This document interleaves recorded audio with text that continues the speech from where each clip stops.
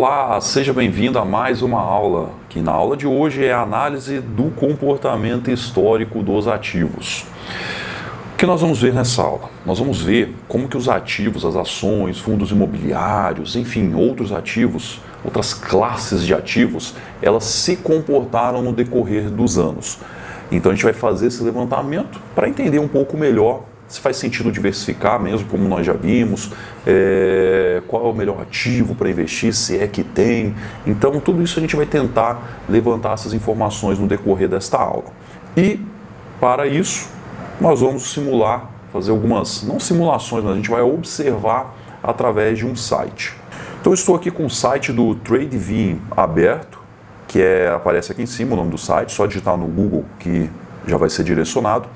E eu busquei o ativo IBOV, né? Aparece o ativo aqui IBOV, eu entrei já nesse ativo, que aqui tem mais informação, ó, que é o índice Ibovespa. Primeira coisa, o que seria esse índice Ibovespa? Certamente você já deve ter ouvido falar, o IBOV subiu 10%, o IBOV caiu 5%, enfim, com certeza já deve ter ouvido falar no índice Ibovespa. Mas afinal, o que é o índice Ibovespa? Uma coisa que todos já devem saber que tem a ver com bolsa de valores. O índice Bovespa ele é um termômetro da bolsa de valores. É parcialmente correto, né? Ele é um termômetro das ações. Por quê? Porque o índice Bovespa ele é um número, tá? É como se fosse uma cesta, né? E dentro dessa cesta ela tem as principais ações do Brasil, conforme definido pelos critérios desse índice. Atualmente o índice ele é constituído ali entre 70 a 80 ações, tem como a gente consultar isso. Tá? Se eu não me engano é próximo de 80 tickers, só que alguns tickers eles são duplicados, né, que são mais de uma empresa, né? Às vezes as ações têm ações preferencial, ordinária, e dá ali basicamente umas 70 ações diferentes, empresas diferentes. Né? Às vezes a gente tem algumas empresas também que está dentro de alguma hold, enfim, alguma coisa do tipo assim, tá?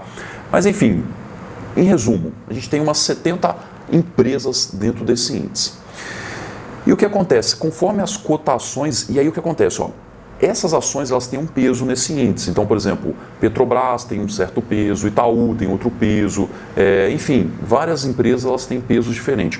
Então, se o Itaú, vamos supor que o Itaú tem peso de 10% e o Itaú subiu 3%, então o índice Bovespa vai subir 0,3% devido ao Itaú, né, que é como que o Itaú pesa 10% no índice. E assim sucessivamente para todas as empresas. Então, na verdade, o índice Bovespa ele é um termômetro dessas empresas que estão dentro do índice, certo?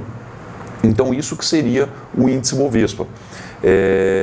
E aí, por isso que a gente fala, o índice Bovespa é um termômetro da Bolsa de Valores, né? Então ele é um termômetro das ações na Bolsa de Valores. Ele representa tudo na prática? Não. Por quê? Porque o índice Bovespa ele pode estar caindo e ter outras ações subindo, né? Mas por que então que o índice Bovespa não subiu?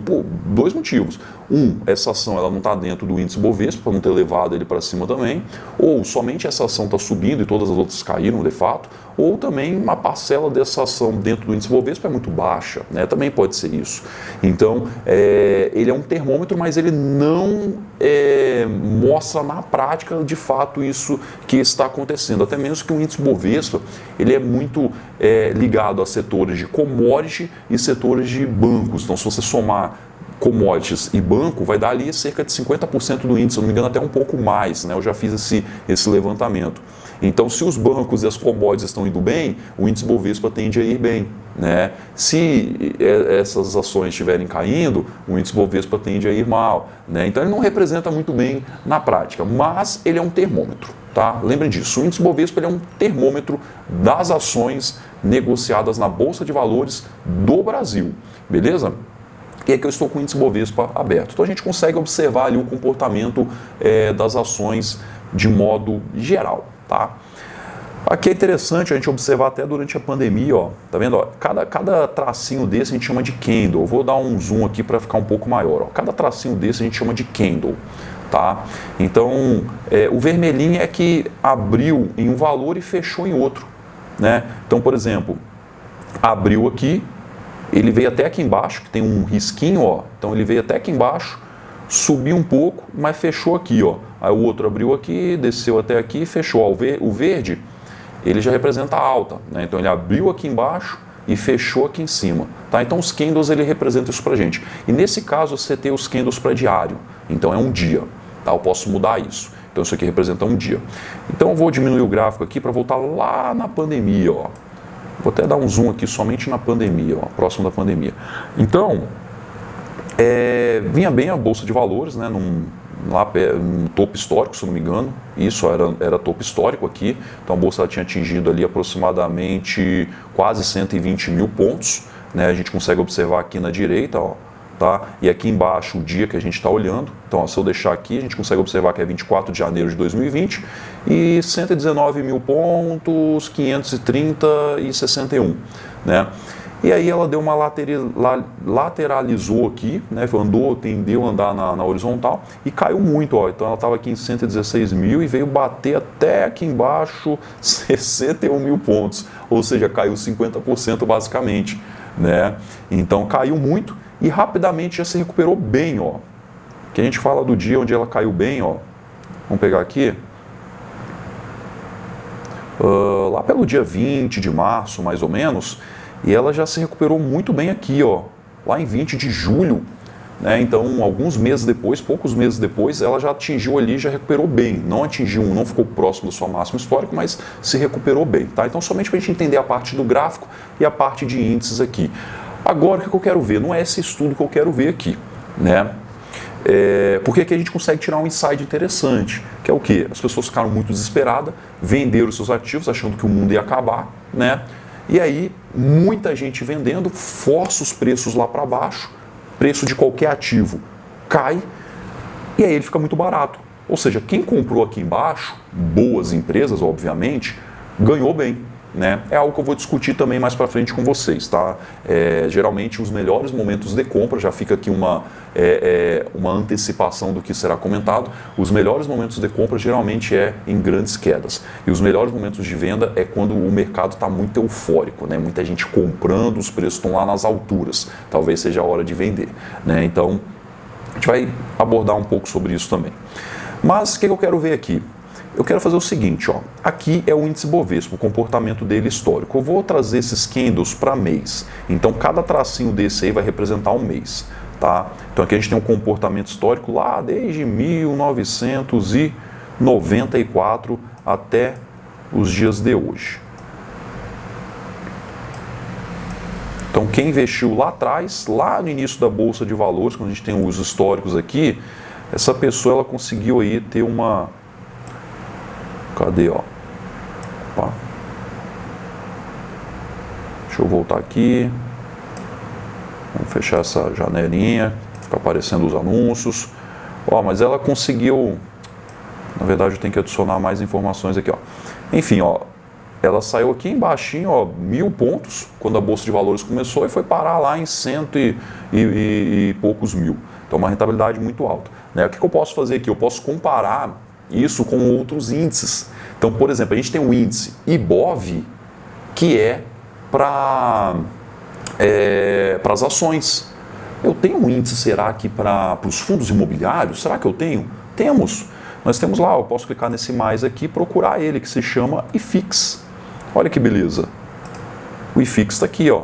Adicionei o IFIX. Então, se eu fechar essa janela, o IFIX está adicionado aqui, ó. Só que o IFIX ele é um bebezinho ainda, né? Ele nasceu aqui em 2012 mais ou menos, então tem que dar um zoom no gráfico se eu quiser analisar, ó. Tá aqui, olha lá, ó. O início dele está aqui, então tem que colocar ele junto aqui, ó. Pronto. Olha que interessante como o índice IFIX ele teve um comportamento muito parecido com a nossa Bolsa de Valores em ações, né? Então veja, nesse período aqui o Ibovespa rendeu 75% e o IFIX quase 80%, rendeu um pouquinho a mais do que o índice Bovespa. Então, conclusões que a gente pode chegar: foi melhor investir em fundos imobiliários do que ações, correto? Não, não está correto. Por quê? Porque, novamente, o índice Bovespa ele é um pacote de ações que está ali dentro. O índice IFIX é um pacote de fundos imobiliários que estão ali dentro, que conforme esses fundos imobiliários valorizam e desvalorizam, o índice ele aumenta ou cai, né? Então, Pode ser que você invista em ações que está dentro do índice Bovespa, só que em proporções diferentes, e você, em vez de ter tido uma rentabilidade de 75%, você teve uma rentabilidade de 500%. Pode acontecer isso, claro que pode acontecer, né? Então, a gente não pode levar isso em consideração, tá? Então, eu não consigo fazer esse tipo de análise dessa forma, beleza? Mas é um termômetro, né? É um termômetro. Há indícios que isso é verdadeiro, que os fundos imobiliários... Estou retornando aqui, tive que dar uma pausa para fazer o login aqui no site, que ele bloqueou o tempo de acesso aqui, já tinha bastante tempo aberto. Então por isso até um pouco diferente o gráfico ali, mas é tudo a mesma informação, mudou um pouquinho a rentabilidade, porque depende de como eu mexo aqui, ó, tá vendo? Ó, começou aqui mais ou menos o IFIX, talvez estava um pouquinho mais para frente. Não sei onde estava antes, mas enfim, é difícil de achar a mesma posição aqui, mas está bem parecido, né? Muito parecido aos valores que estavam antes ali, enfim, né? Só um adendo aqui. Então vamos voltar aqui.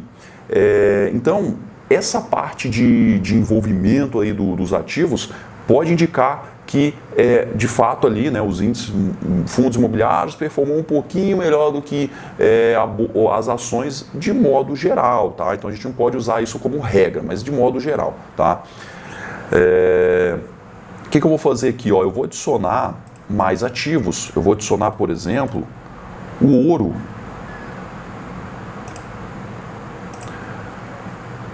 Vamos adicionar também um índice também, que ele é um termômetro para o S&P 500, que é as 500 maiores empresas dos Estados Unidos. Então a gente tem lá o S&P.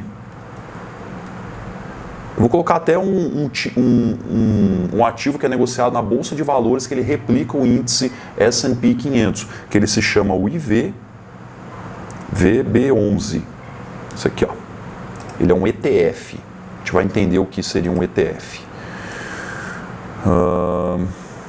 Ele começou aqui assim, mais ou menos. Então, olha lá, ó.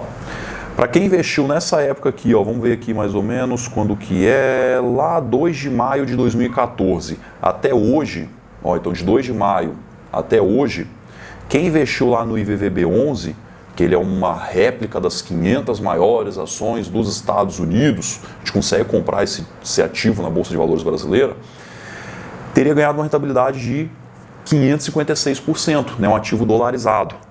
Então veja, a gente está falando agora em ações dolarizadas. Aqui a gente tem o IFIX, que é os fundos imobiliários, rendendo próximo de 100%, e o IBOV próximo de 100% também, né? Foi muito parecido. E o ouro, cerca de 45%, tá? Então, putz, errei, tinha que ter comprado apenas IVVB11. Não é isso, não é isso, tá? O interessante é a gente saber o quê? Eu poderia ter investido somente em ações no Brasil e em algumas ações no exterior, e não ter performado tão bem assim como o IVVB11. E também eu poderia ter ganhado mais do que esse índice. Qual as conclusões que nós temos que tirar daqui? Nós vamos ter momentos na Bolsa de Valores a qual um ativo vai cair e o outro vai subir. Então, se eu tiver um pouquinho de cada um deles, por exemplo, aquele ativo que caiu muito, um outro subiu um pouquinho. Então, de modo geral, em vez da minha carteira ter caído muito, ela caiu muito, mas subiu um pouquinho e equalizou então. Então ela não caiu tanto assim. Da mesma forma que subir, um ativo subiu muito, mas um outro subiu só um pouquinho.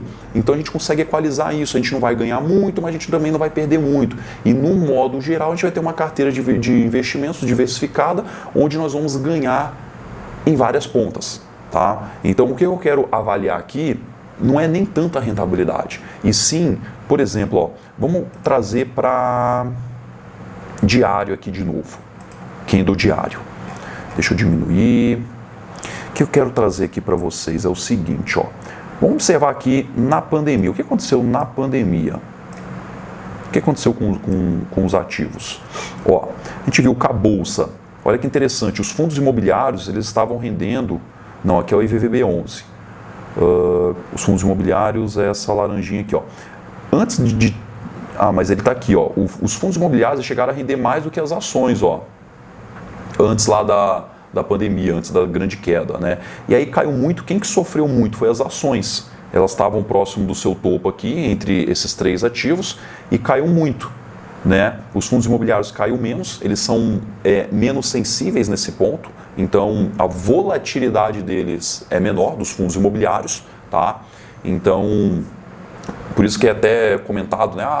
Para quem está começando, às vezes vale a pena começar em fundos imobiliários na renda variável, porque eles têm uma volatilidade menor do que as ações. Não é que ele não tenha volatilidade, não é que você não vai ter perda, claro que pode ter, né? Mas ele tem uma volatilidade menor do que as ações. Ações você pode ver ações caindo 50% num período de um ano, 70%.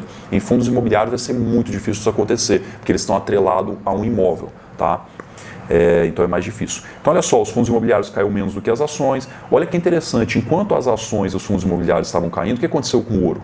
Olha o ouro aqui, ó, essa azul, ele veio valorizando, chegou a atingir um pico aqui no dia 5 de agosto. Então, por exemplo, quem começou a investir antes da pandemia, olha lá, ó, a gente viu que o ouro estava perdendo, quando a gente olhou numa janela uma janela maior, lá em 2014, se eu não me engano. Mas para quem começou a investir lá no finalzinho, no início de 2020, é isso? Olha lá, ó, no início de 2020, o ouro rendeu mais do que as ações dos fundos imobiliários, certo? Então, olha que interessante. Por isso que é interessante a gente ter. Imagine que você tem aqui um peso proporcional em todos esses ativos. Se você tivesse só ações e fundos imobiliários, você estaria com certeza no negativo. Por quê? Porque o índice Bovespa caiu 10% e o índice IFIX 5%. Agora, se você tivesse um pouco de ouro, talvez essas quedas teriam sido seguradas um pouco pelo ouro. Não estou dizendo que investir em ouro é bom, mas só estou dizendo que se você tivesse essa diversificação, talvez não teria caído tanto assim. Da mesma forma, se você tivesse lá ações no exterior, e caiu também, ó, veja que caiu, mas se recuperou muito rápido. A gente teve uma alta do dólar. O dólar subiu muito nesse período aqui, né? E isso levou as ações dolarizadas lá para cima, né? Quem tinha patrimônio lá, talvez as ações lá, elas poderiam nem ter performado, ter ficado na horizontal. Mas como que o dólar subiu, se você tinha 100 ações, imagine assim, você tenha $1.000 investido hoje, né? Antes aqui, ó, antes, né? $1.000 e o dólar ele custava R$4. Então você tinha 4 mil reais, ok? Manteve $1.000, só que o dólar foi para R$6. Então agora você tem R$6.000. Quando você traz isso para reais, você tem ainda o mesmo $1.000, mas você tem R$6.000. Então você ganhou ali 50%, né? Saiu de 4 mil para 6 mil, né? Então você ganhou 50% ali de rentabilidade apenas pela valorização do dólar. Então por isso também é interessante você investir em uma moeda muito forte como o dólar, que a gente sabe que historicamente falando o real ele tem uma desvalorização muito alta e provavelmente vai continuar tendo essa desvalorização aí, né? Então é importante ter uma exposição a uma moeda muito forte como o dólar, tá? Então aqui a gente também tem um índice, acho que é o IMAB 11. Ó. O IMAB ele é um índice de renda fixa.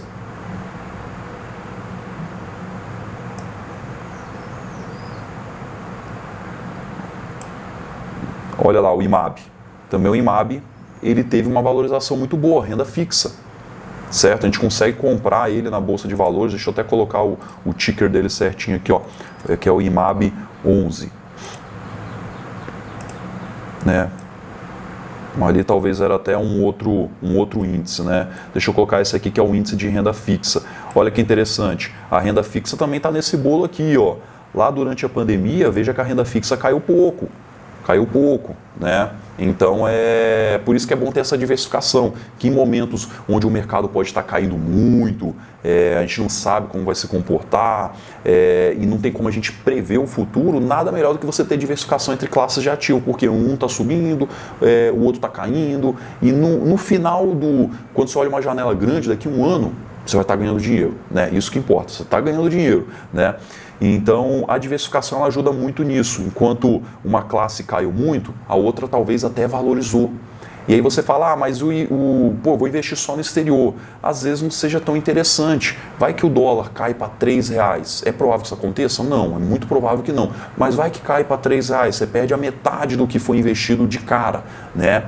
Então tem que ter essa diversificação, que a gente não sabe se o dólar vai cair, se o dólar vai subir. A gente não sabe se a inflação vai continuar subindo, se ela vai cair, né? Então a gente tem alguns indicadores que podem ajudar a gente a a tentar prever isso, mas a gente nunca vai acertar, ninguém tem bola de cristal. Por exemplo, se eu tivesse uma bola de cristal sabendo o que vai acontecer amanhã, eu poderia comprar várias opções. Por exemplo, eu sei que Petro vai subir 1% amanhã, eu posso comprar várias opções aqui, né, fazer uma operação com opções, operar alavancado com dinheiro que eu não tenho, né, a alavancagem no mercado financeiro seria isso, e ganhar muito dinheiro com essa alta de apenas 1% que eu sei que vai ter amanhã. Então, olha, se eu tivesse bola de cristal, eu iria ficar milionário de um dia para o outro, tá? Mas ninguém tem bola de cristal para descobrir o futuro, beleza? Então, não tenta achar que tal investimento é o melhor.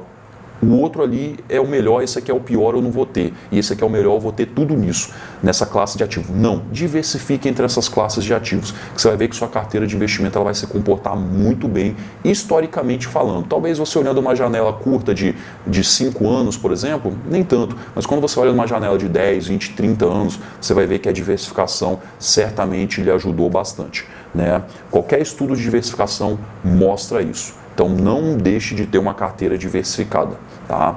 Essa é a maior dica que você pode levar dessa aula de hoje. E também dê uma brincada nesses gráficos aqui, é bem interessante para a gente ir se familiarizando com os comportamentos aí, com a parte do mercado financeiro de modo geral, ok? E é isso, espero você na próxima aula e até logo.